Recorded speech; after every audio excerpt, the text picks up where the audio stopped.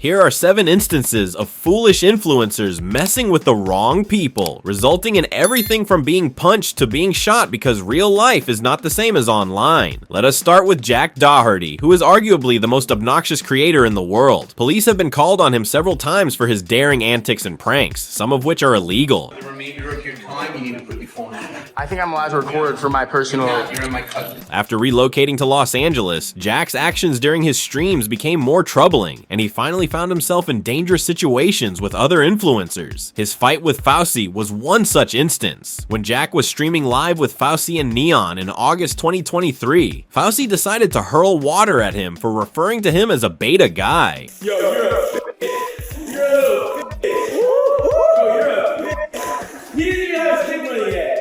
When Jack persisted in his remarks, Fauci retaliated, which further intensified the situation, but Jack's supporters fiercely defended him. Fauci is actually in the worst state I've ever seen him in, and he comes across as a nasty and disgusting person. The way he treated Jack was just crazy. However, Jack's casual remarks have led him into trouble before. Jack and the Island Boys got into a furious quarrel a month later. One of the twins chose to hit Jack in front of the camera as the disagreement got out of hand. Before long, this turned into a trend and he was smacked again. This time it was from a stranger who claimed that his bodyguard's t-shirt had insulted him. Walk away.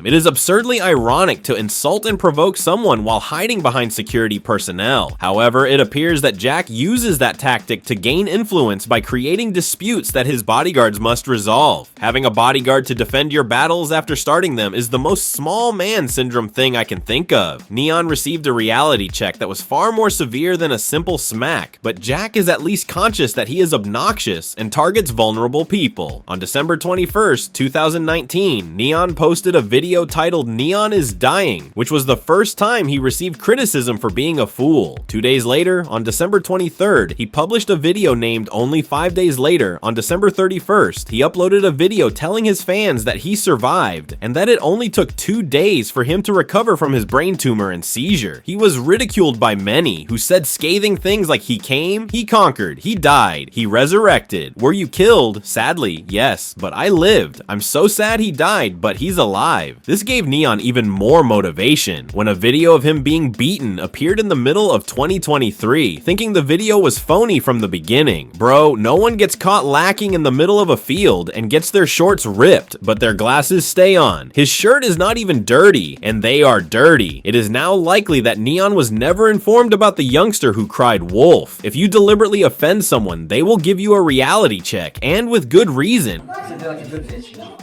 Neon. Oh, why did I do that?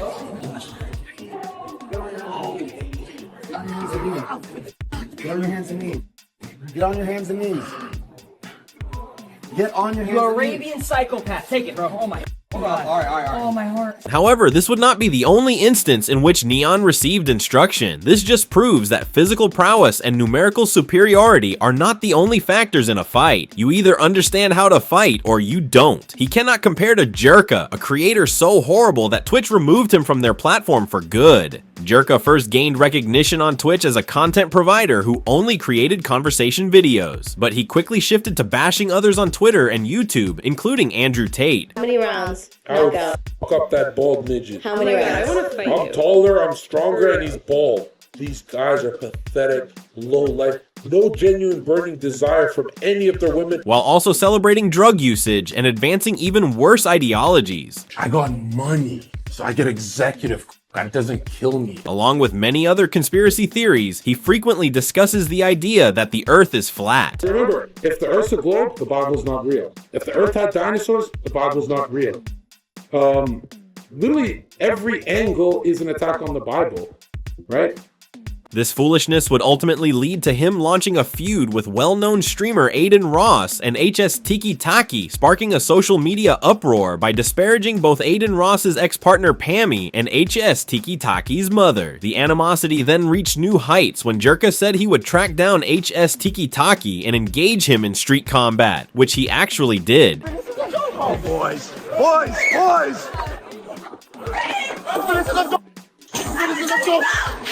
Chill! Oh my God. God, Johnson. It should come as no surprise that all he was able to accomplish was make himself a laughing figure by just showing the world his butt crack and becoming humiliated. Zherka is the literal definition of the loudest in the room is usually the weakest. Zherka is as nimble as an armadillo and as balanced as a little child. While Zherka might be his own greatest enemy, Sneako is also a formidable foe, as evidenced by his recent stunt. Due to his alleged misogynistic, homophobic, and transphobic material, this man, who initially gained notoriety for his film Would You Say the N-Word for a Dollar, became utterly despised by left-wing viewers. They can ask us what we do. First question when you go on a date, what do you do? They're just asking how much money do you make. But you shouldn't ask a woman her age. Why? Why? Let me see the stats. What's your body count? How old are you? How much you weigh? Sneako's principles brought him into situations that swiftly turned into feuds as he continued to post social political criticism and heated takes. In May 2022, for example, Sneako live reacted to Penguin Zero's video. Like, you look at the curtain pulled all the way down. You need to get some sun. The whole way you're living life like a man, you calling him a virgin, you are. This did not sit well with Penguin Zero, who later posted a video titled "I Did Not Want to Talk About This," in which he criticized Sneako for protecting the movie Cuties and for making fun of his fiancée. The thing about Cuties is it's not an unrealistic film. Like, yes, it shows children in a sexual way, but this is not unusual now. Blaming children in sexual positions is clickbait. Yikes. On a rumbling stream where Penguin Zero was also live at the time, a Sneako answered to this. After that, the two would keep disparaging one another until Sneako threatened Penguin Zero with a gun. Watch my clips.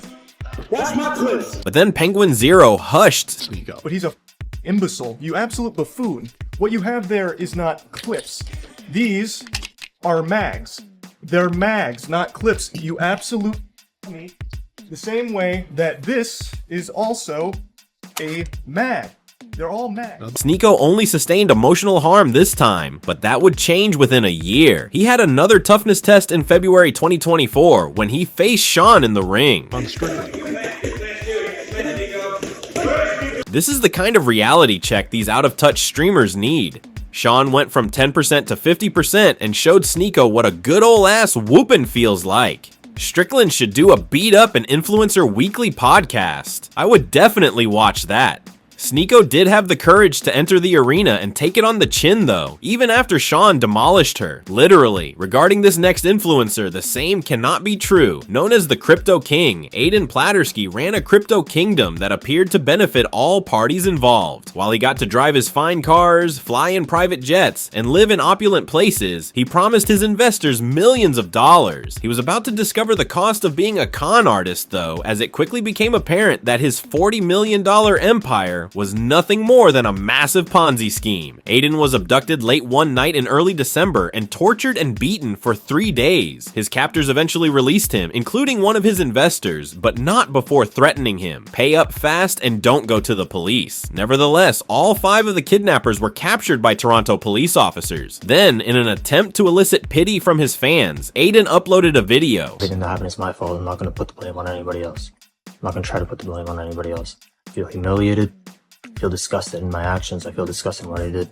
He's apologizing because he got caught and got his ass whipped, not because he's sorry he scammed people. Zero sympathy. All of his kidnappers would face criminal charges, but Aiden, the con artist who initiated the whole thing, would be the only one exempt. I really don't understand how people like Aiden can simply walk free. If I walk into my local supermarket, push the lady at the till and grab a couple of bucks and walk off, I would be in handcuffs before the sun sets. He steals millions, admits as much, and no real consequences. Well, until now, what if the worst hurt you could get was not being beaten? The creator of the Classified Goons YouTube channel is 21-year-old prankster Tanner Cook. Tanner solicits opinions from the people he tricks, but one day he did not receive the reaction he was hoping for.